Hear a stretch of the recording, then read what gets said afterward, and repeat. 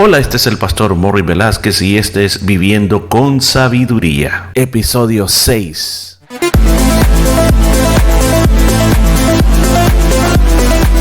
Y en el programa de este día estaremos aprendiendo cómo aplicar la sabiduría de Dios a nuestra vida a través del libro de Proverbios. Muchos consejos muy hermosos basados en la palabra de Dios. Todo esto y mucho más en Viviendo con Sabiduría.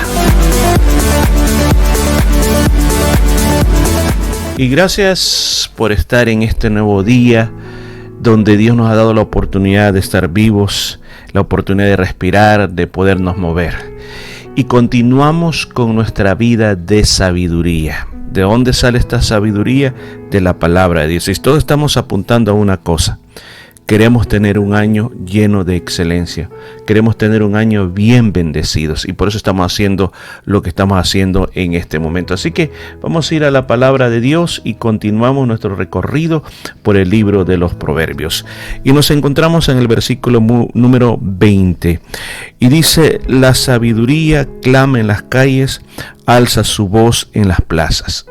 Lo que vamos a ver en los próximos parte de este capítulo hacia el final es un llamado que hace la sabiduría. O sea, ahora el proverbista hace de caso como que la sabiduría es una persona.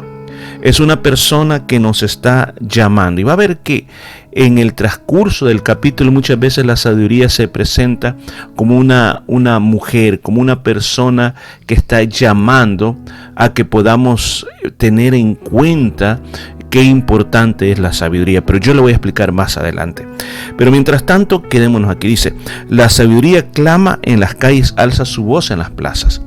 ¿Por qué la sabiduría está levantando su voz en las calles y en las plazas? Porque generalmente en el antiguo tiempo no existían periódicos y aún más las ventajas que hoy tenemos de informarnos como es la internet. Entonces, si usted se quería enterar de las noticias del día, tenía que ir a las plazas, tenía que ir a las calles. Entonces, en esos lugares muchas veces se podrían transmitir mensajes positivos, negativos, de miedo, mensajes verdaderos y mensajes falsos. Entonces, aquí en este momento, inclusive el versículo siguiente dice: clama en los principales lugares de reunión, en las entradas de las puertas de la ciudad, dice sus razones. Entonces, ¿por qué razón? Porque estos son lugares donde te vas a informar. Ahora, mucha de esa información no va a ser algo que va a ser totalmente bueno. Mucha de esa información puede ser destructiva, puede ser una falsedad, y nosotros nos vamos a llenar de eso. Entonces recuerda esto: la sabiduría está diciendo, aquí estoy yo. Aún más, la sabiduría también dice, la sabiduría tiene razones también. Ahora, esto me hace a mí pensar en lo que nosotros vivimos todos los días. Estamos siendo nosotros informados siempre por lo que es los medios, ya sea a través de la internet, ocupamos nuestro teléfono, o quizás leyendo algunos artículos que a veces leemos ya sea en la computadora, o quizás todavía usted ocupe en papel. Pero toda esa información que a veces nos llega, y aún más hay que agregarle lo que conversamos con otras personas.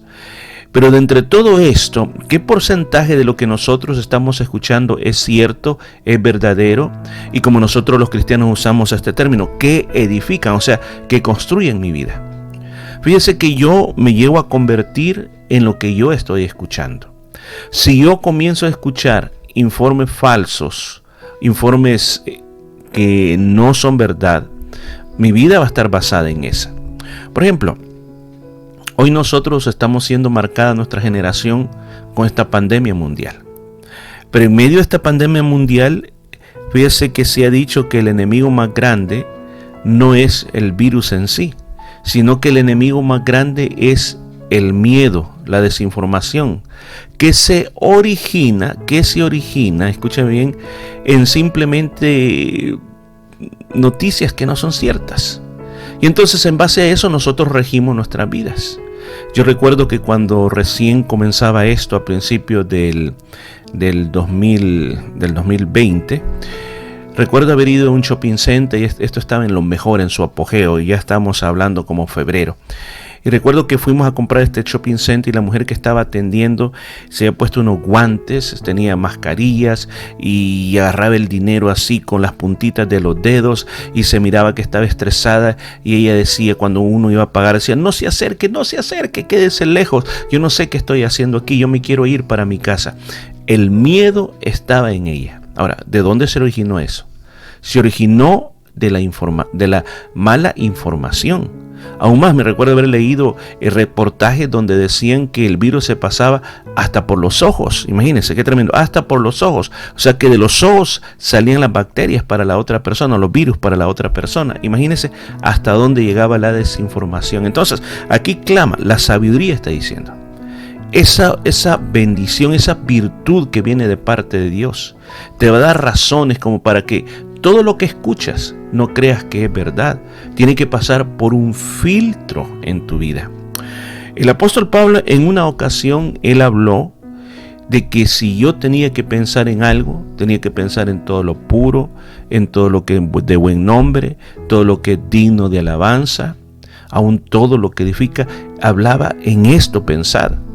En otras partes, uno de los profetas dijo, el profeta Isaías, que dice, Señor, tú guardarás en perfecta paz aquel cuyo pensamiento en ti prospera.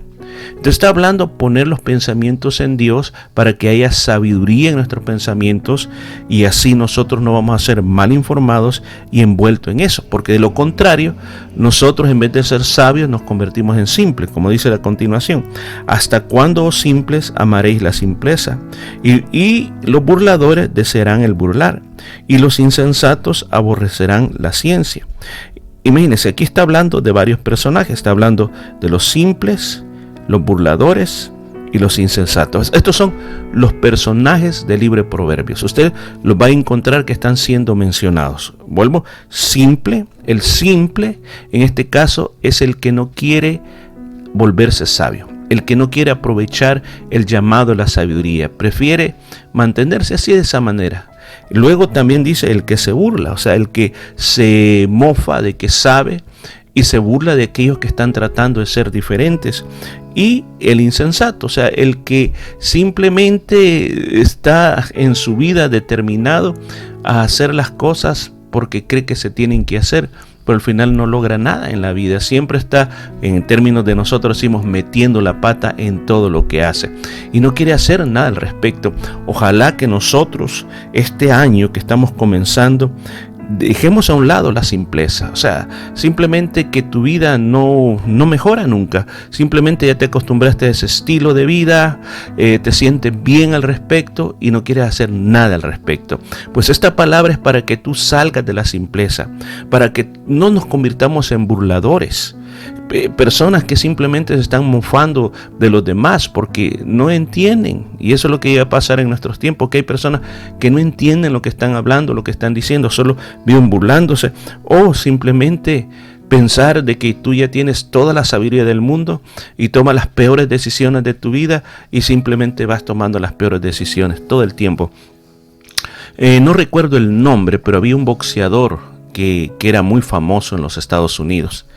Este boxeador creo que se llamaba como Toro algo, no recuerdo exactamente el nombre, pero era famoso porque aguantaba los golpes. O sea, no era porque le pegaba y ganaba, sino porque le daban y le daban y le daban y no lo podían noquear.